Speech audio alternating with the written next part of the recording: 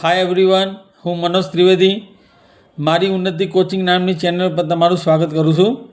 તો આજે આપણે શોર્ટ વિડીયોમાં વર્બ વિશે ભણીશું. વર્બ એટલે ક્રિયાપદ.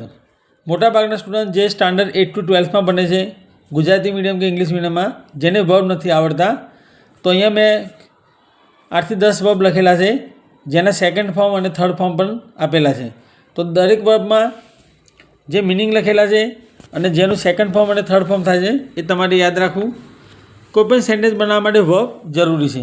જો તમે આ વર્બ તૈયાર કરશો, ડેફિનેટલી તમારું ઇંગ્લિશ સારું થઈ જશે, તમારા ઇંગ્લિશમાં ઇમ્પ્રુવમેન્ટ આવશે અને તમારું લેવલ બેસ્ટ લેવલે પહોંચી જશે. તો અહીંયા તમે જોઈ શકો છો જે મેં વર્બ લખેલા છે. First inject. ઇન્જેક્ટ મતલબ પ્રવાહી દાખલ કરવું. ઇન્જેક્ટેડ. તો જેની અંદર ઈડી લાગેલું હોય, જેમ કે સેકન્ડ ફોર્મમાં થર્ડ ફોર્મમાં ઈડી છે, તો સેકન્ડ ફોર્મ જે છે હંમેશા સિમ્પલ પાસ્ટમાં આવે છે, યાદ રાખો.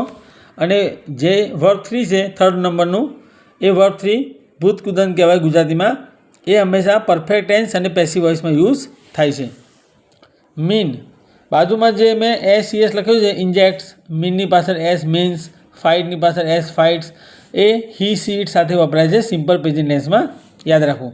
મીન અર્થ કરવો અને હલકું પણ થાય. મીનનું મીન ઈડી લાગે, મિન્ટ, બંનેમાં સેમ રહેશે. ફાઇટ લડવું, લડાઈ, ફોટ. નોટિફાય જાહેર કરવું, નોટિફાઈડ, આ ઈડી લાગશે. લેન્ડ ઉતરવું, લેન્ડેડ, જેમ કે એરોપ્લેન લેન્ડ કરે છે. રિવીલ પ્રગટ કરવું, રિવીલ ખુલ્લું પાડવું અને પ્રગટ કરવું. તો રિવીલ્ડ બંનેમાં ઈડી લાગશે, યાદ રાખો. ત્યારબાદ લેન્ડ, LEND, લેન્ડ એટલે ઉછીનું આપવું. Lent, second form third form same રહેશે. બોરો, BORROW, બોરો એટલે ઉછીનું લેવું, યાદ રાખો. લેન્ડ એટલે ઉછીનું આપવું, LEND, અને બોરો એટલે ઉછીનું લેવું. ઉછીનું એટલે જેમ કે સમજો, લેન્ડ ઉછીનું આપવું, બરાબર, એટલે ઉધારી આપવું. અને બોરો ઉછીનું લેવું મતલબ ઉધારી લેવું, બાકી લેવું. અને અહીંયા જે મેં લખ્યું છે LAND, લેન્ડ, એ ઉતરવું થાય, એરોપ્લેનમાંથી ઉતરવું એને કહેવાય લેન્ડિંગ કરવું. બોરો, તેની પાસે ઈડી લાગશે, બોરોડ, બંનેમાં ઈડી લાગશે. ટેસ્ટ, ચાખવું અને સ્વાદ. ટેસ્ટેડ, ચાખ્યું, થર્ડ ફોર્મ પણ ટેસ્ટેડ. TEST, ટેસ્ટ, આને બોલાય ટેસ્ટ, અને TEST એટલે ટેસ્ટ. ટેસ્ટ એટલે ચકાસવું, કસોટી કરવી. ટેસ્ટેડ. સો પ્રિય દર્શકો, if you like this video, you can share and you will like to other friends. Definitely don't forget to share my video. Keep watching all the videos. બધા video જોતા રહો.